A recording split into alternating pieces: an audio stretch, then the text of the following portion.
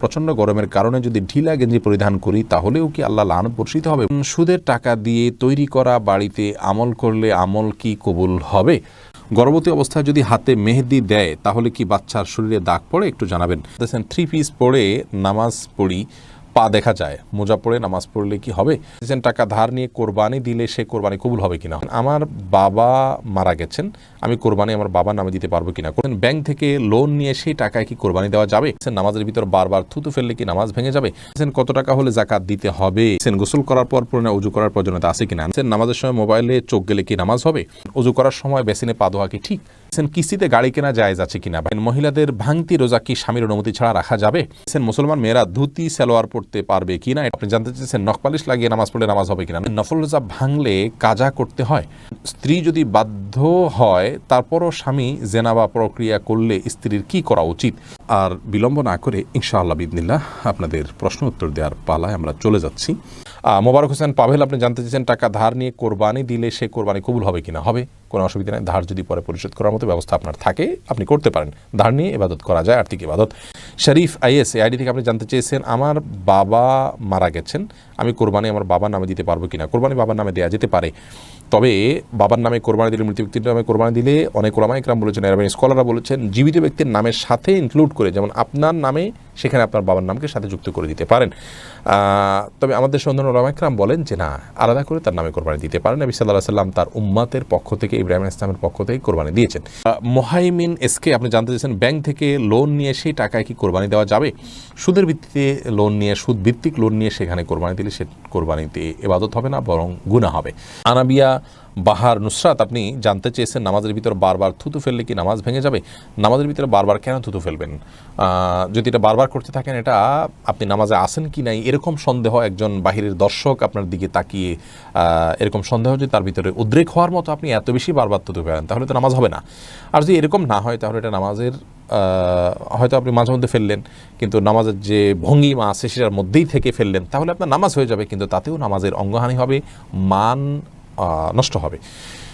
মাঝে মধ্যে আপনি বাধ্য হলেন ফেলতে, সেটা যদি আপনি ফেলেন যথাযথ উপায়, যেমন আপনি টিস্যুতে ফেললেন, মুখে পোকা ঢুকে গেছে কথার কথা বা এই জাতীয় কিছু, সেটা জায়েজ আছে, কিন্তু প্রায় বা বারবার এরকম করা উচিত নয়, জায়েজ নয়। হাসিবুল হোসেন জানতে চেয়েছেন গোসল করার পর পুরনো উজু করার প্রয়োজনীয়তা আছে কিনা? না, গোসল যদি সুন্নাহসম্মত করে থাকেন আলাদা উজু করার কোনো প্রয়োজন নয়। 2 হাতের কবজি ধুয়ে, কুলি করে, নাকে পানি দিয়ে, মুখ ধুয়ে, হাত ধুয়ে, মাথা মাসে করে তারপরে গোসল শেষ করে আসলে পা ধুয়ে চলে আসবেন। এভাবে গোসল করলে আপনার আলাদা করে আর গোসল করার কোনো প্রয়োজন নেই। উজুতে আপনার গোসলের শুরুতে ওজুর নিয়ত হয়ে যাচ্ছে। মাইনুল ইসলাম জানতেছেন কত টাকা হলে যাকাত দিতে হবে? কত টাকা হলে যাকাত দিতে হবে সেই টাকার ফিগারটা আমি বলা কঠিন আপনাদেরকে, তবে 85 গ্রাম স্বর্ণ অথবা 595 গ্রাম রূপা, বলা বাহুল্য রূপার ফিগারটা খুব তাড়াতাড়ি ফিল আপ হবে, বিধায় 595 গ্রাম রূপা কেনার মতো টাকা হলেই যাকাত আবশ্যক হবে, যদি সেটা 1 বছর আপনার কাছে থাকে। অতএব আপনার কাছে যে টাকা আছে সেটার দামে 595 গ্রাম রূপার দাম হয় কিনা সেটা আপনি দেখার বিষয়। আজকাল বোধহয় 40 থেকে 50,000 টাকা হলে সম্ভবত হয়ে যাবে, নিশ্চিত নই, কাছাকাছি হবে ফিগারটা। এটি যদি 1 বছর থাকে যাকাত দিতে হবে। নিশান, আপনি জানতে চেয়েছেন অজু করার সময় বেসিনে পা ধোয়া কি ঠিক? নিজের বাসা বাড়িতে অসুবিধা নেই, করতে পারেন, তবে আপনার রিস্ক মুক্ত হওয়াটা আর বিষয় মাথা রাখতে হবে। নিজের জন্য রিস্কি হলে সেটা আপনার জন্য করা উচিত হবে না, কারণ নিজেকে বিপদের মুখে ঠেলে দেওয়া ইসলামের দৃষ্টিকোণ জায়েজ নয়। অসময় এখান থেকে পড়ে বা দুর্ঘটনার শিকার হতে পারে মানুষের।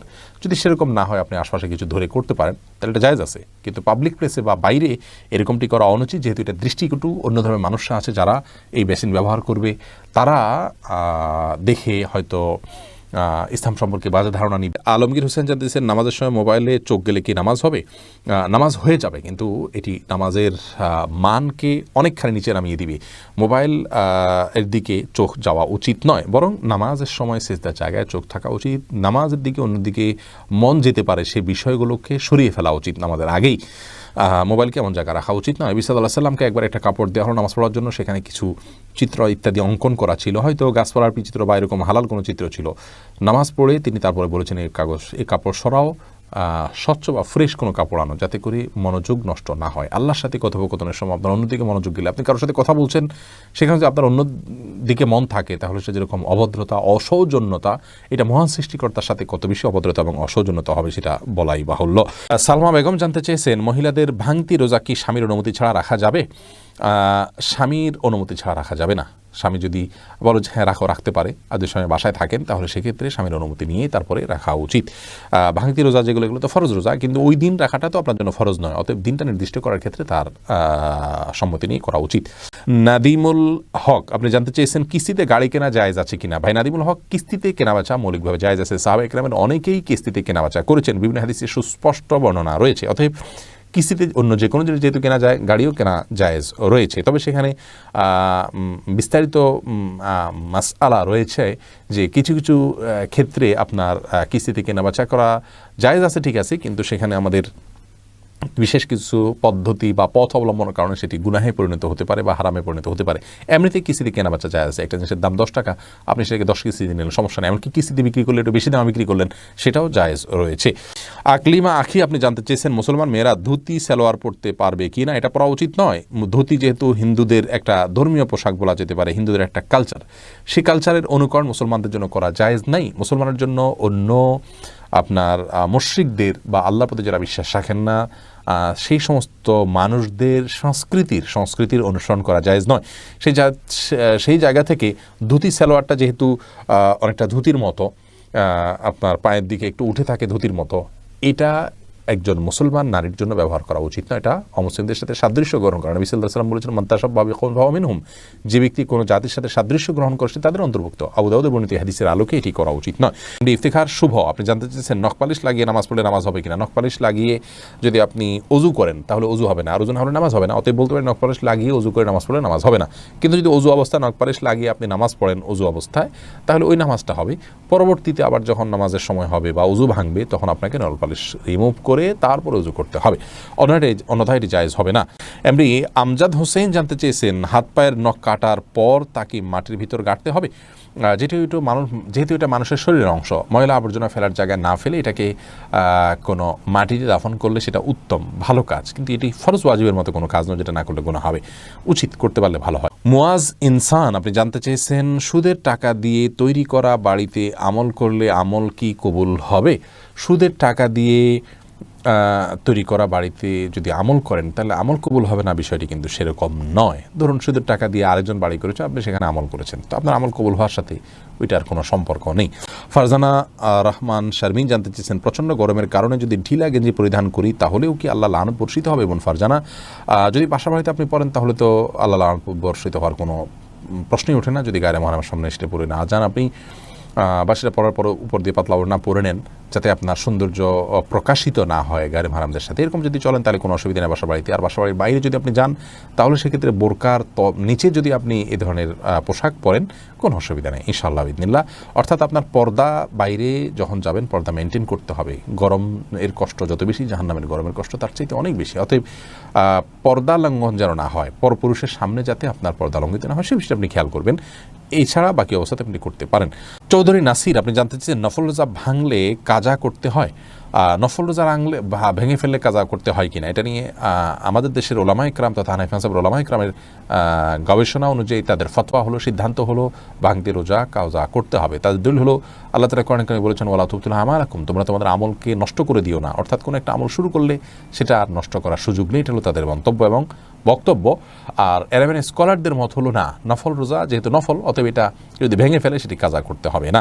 এমনি আমির আপনি জানতে চাচ্ছেন স্ত্রী যদি বাধ্য হয় তারপরও স্বামী জেনা বা প্রক্রিয়া করলে স্ত্রীর কি করা উচিত। স্ত্রী যদি বাধ্য হয় তারপরেও যদি স্বামী জেনা বা পরকীয়া লিপ্ত হয় তাহলে এই স্বামী তো নিকৃষ্ট কাজে লিপ্ত, হারাম কাজে লিপ্ত। স্ত্রীর উচিত তাকে নসিহা করা, আল্লাহর ভয় দেখানো, কায়মনোবাক্যে এবং নিজের সবটুকু প্রচেষ্টা দিয়ে তাকে নসিহা করে সৎ পথে আনার জন্য চেষ্টা করা, ভালোবাসা দিয়ে বুঝিয়ে বিভিন্নভাবে কৌশলে। নিজে না পারলে অন্যদের সাহায্য নিয়ে যাদের কথা তিনি শুনবেন সে সমস্ত ব্যক্তিদের মাধ্যমে তাকে কাউন্সিলিং করিয়ে এবং তাকে মোটিভেশন করিয়ে তাকে সংশোধন করার চেষ্টা করা উচিত। তাতেও যদি না হয় তাকে অভিমান করে বা যতটুকু সম্ভব হয় প্রেশার দিয়ে তাকে সংশোধনের দিকে আনার চেষ্টা করা উচিত। সেটাও যদি না হয় তাহলে সেক্ষেত্রে স্ত্রীর অন্য কোনো দায়িত্ব আর নেই। তার অপরাধের কারণে স্ত্রীর কোনো গুনাহ হবে না। স্ত্রী যদি সবর করে যান এবং তার সংসার করে যান, আল্লাহর কাছের জন্য তার কোনো জবাবদিহিতা করতে হবে না। লালপুরি আড়ি থেকে আপনি প্রশ্ন করেছেন, গর্ভবতী অবস্থায় যদি হাতে মেহেদি দেয় তাহলে কি বাচ্চার শরীরে দাগ পড়ে, একটু জানাবেন। বোন, এটি সম্পূর্ণ কুসংস্কারের জন্য একটি বিশ্বাস। আমাদের দেশে অনেকে এরকমটি মনে করে যে গর্ভবতী অবস্থায় যদি গর্ভবতী অবস্থায় যদি এরকম কোনো কিছু করা হয়, মেহেদি হাত দেওয়া হয়, তাহলে সেক্ষেত্রে বাচ্চার ক্ষতি হয়। এগুলো সম্পূর্ণ ভুয়া কথা, ভিত্তিহীন কথা। এগুলো বিশ্বাস করা ইমানের সাথে সঙ্গতিপূর্ণ নয়। শিরকে আসগার হয়ে যেতে পারে এই ধরনের বিশ্বাস। অতএব এই ধরনের বিশ্বাস আমাদের রাখা উচিত নয়। কোনো রকম ক্ষতি হবে না ইনশাআল্লাহ বিদিনিল্লাহ। শিখা ইসলাম আপনি জানতেছেন, 3 পিস পরে নামাজ পড়ি, পা দেখা যায়, মোজা পড়ে নামাজ পড়লে কি হবে? পায়ের পাতা ঢাকতে হবে কিনা মেয়েদের নামাজের জন্য মধ্যে এটা নিয়ে মত পার্থক্য আছে। অনেক ওলামায়ে কেরাম এটাকে শর্ত করেছেন। আমি ব্যক্তিগতভাবে এই মতটা চাইতে, যারা বলেন যে পায়ের পাতা, পাতা বলতে পায়ের পাতার তলের অংশ, এটা ঢাকার শর্ত দিয়ে থাকেন, তাদের মতটাকে আমি সমর্থন করি না। পাতার উপরের অংশ, যেটা পাতার উপরের অংশ, সেটা ঢাকতে হবে কিনা, অনেক ওলামায়ে কেরাম বলেছেন সেটা ঢাকতে হবে। অনেকে বলেছেন শুধু গিরার নিচ পর্যন্ত থাকলেই হবে কাপড়, পাতা না ঢাকলেও চলবে। তো দুই পক্ষের ওলামায়ে কেরামের দলিল রয়েছে। নিরাপদ হলো এমন কাপড় পরা যে কাপড়টা অনেক বেশি লম্বা হয়, যে পায়ের পাতার উপরের অংশ সহ ঢাকা পড়ে। তলা ঢাকার জন্য, মোজা পরার জন্য আলাদা করে কষ্ট করা বা কসরত করা এটা আবশ্যক নয়। ইনশাআল্লাহ বিদিনিল্লাহ নামাজ হয়ে যাবে যদি কেউ মোজা না পড়ে।